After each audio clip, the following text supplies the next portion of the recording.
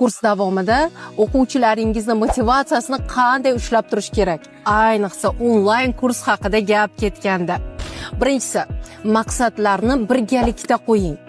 Aynan kursni birgalikda qo'yilgan maqsadlarni muhokamasi bilan boshlang. Ikkinchisi, kurs davomida o'quvchilar bilan tez aloqada bo'ling va ular bilan fikr mulohazalaringizni bo'lishib boring. Bu o'quvchilaringizni kursni muvaffaqiyatli tugatishlariga va albatta siz xohlagan natijaga erishishlariga yordam beradi.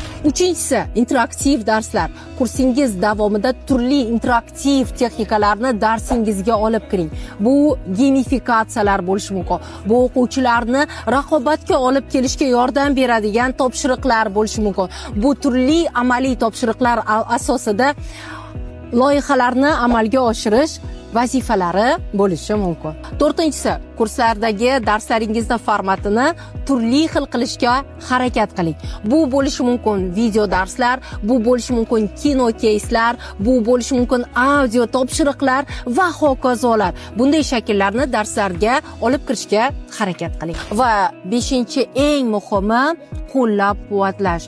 Kurs davomida o'quvchilaringizni natijalarini, albatta ularni ishtiroklarini qo'llab-quvvatlab boring. Har birimiz kimdir bizni qo'llab-quvvatlaganini yaxshi ko'ramiz va mana shunda biz yana ham ruhlanib ko'proq natijaga erishishimiz aniq. Ma'lumot foydali bo'lgan bo'lsa, onlayn kurs qilayotgan tanishlaringizga bu videoni yuborib qo'ying.